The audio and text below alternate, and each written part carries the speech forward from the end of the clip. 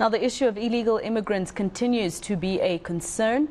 There are growing calls to urgently address the border management problem. Some experts claim the country needs to look into using technology to curb illegal immigration. To discuss this further, I am joined by a governance expert, that is Dr. Victor Mlambo. Doc, thank you very much for your time here on eNCA. I know that you have done a lot of research in terms of what technology can do to assist. Even though government has had the border management control or border management authority, you think that's not enough and technology needs to also come in? Good day, and good day to listeners. Am I audible enough? Yes, you are. Yes. No, it's not. Thank you very much for the question.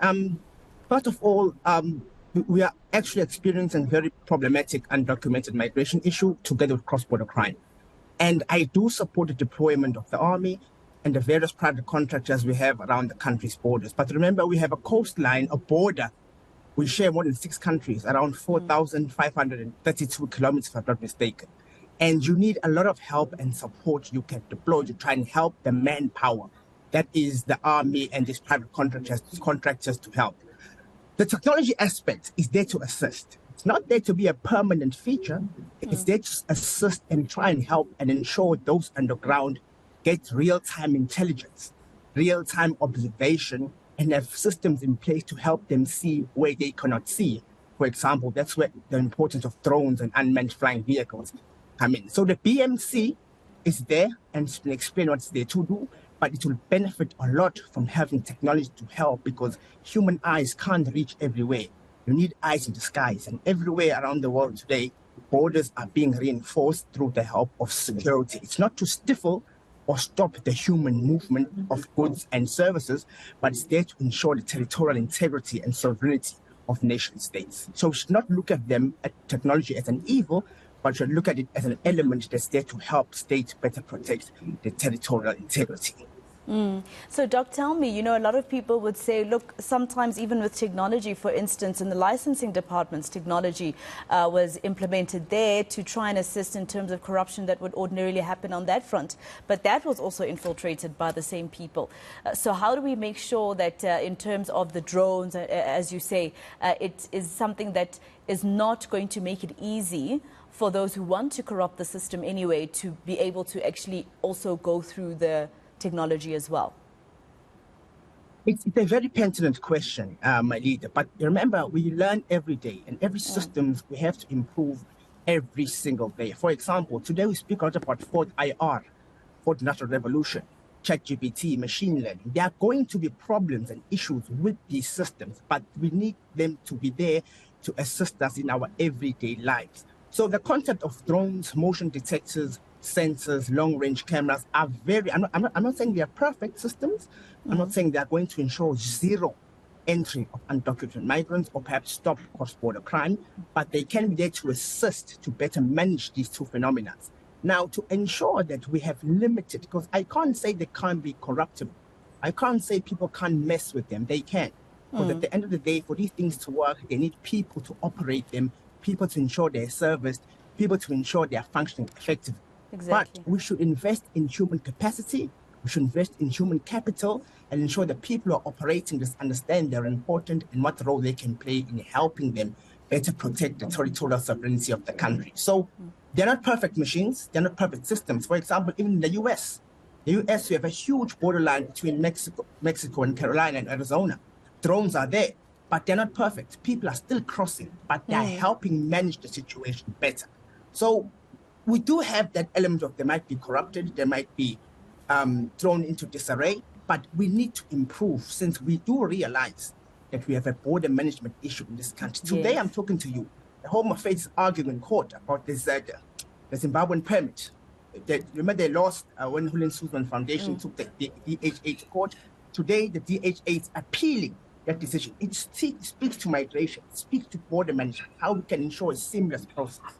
But at the end, I'm not saying these processes or these systems are going to ensure a zero unpenetrable border, but they can help the country better manage its border to reduce issues of xenophobia, Afrophobia, and the whole issues of migrant locals we have in this country. And of course, will some of the technology that you're thinking of perhaps also include people not being able to leave countries and get into other countries without their documents? Because that's also the other issue when it comes to illegal migration. Yes, yes. I think it will also help around the whole documentation, especially biometrics. I think when you go today to the airport, I was fortunate enough to be in Bangkok a couple of weeks ago. When you go to the airport, you place your fingers in a scanner, 4 fingers left, 4 fingers right, your thumbs, and these cameras in the airport take 6 or 7 pictures of you. So they know you're in this country, and you tell them when you're going to leave, so they can keep track of who's here, who's not here. We're not saying we should securitize migration, because you cannot stop the movement of people. You like it, you don't like it, people will always move and find ways to circumvent measures meant to stop them. But as a country, you also need to ensure your territorial sovereignty. And if you can do this through better border management systems, then that's fine. At the same time, you need to take into cognizance how much does it cost to implement these systems. We in South Africa right now are battling triple bottom issues: poverty, inequality, low shedding. Exactly. So should we spend billions and billions of rand in propping up the border, or should we divert those funds to address these issues? Number two, you can't stop undocumented migration or cross-border crime without regional cooperation. We need to have a framework in SADC that says, how can we as a SADC region better manage migration, undocumented migration, or cross-border crime? So if we go at it alone, we're going to spend billions and billions of rands in these systems only to find they're not going to help, whereas we're suffering burning issues as gender-based violence, unemployment, crime, you name it. So it's two-way. It's two-way. But at the same time, there's need to ensure progress in terms of border management, because it's giving so much issues in the country today. Next time we're going to elections, you're going to see the rhetoric. You're going to see the rhetoric. Everything wrong in this country maybe is a migrant. Social illness is a migrant. So to address those issues, we have to have systems in place to ensure our borders can be protected, at the same time ensure the free movement of people, those with the documents, and be able to detect those who do not have documents and do the right thing in terms of human rights, whether we deport them, we repatriate them, and respect their human dignity. So technology will only help in that aspect.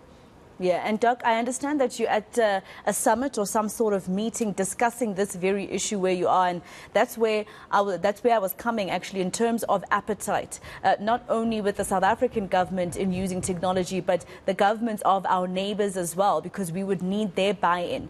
At that summit that you are attending now, are there other countries that are our neighbours or people who are representing governments from there who are showing an interest? They are.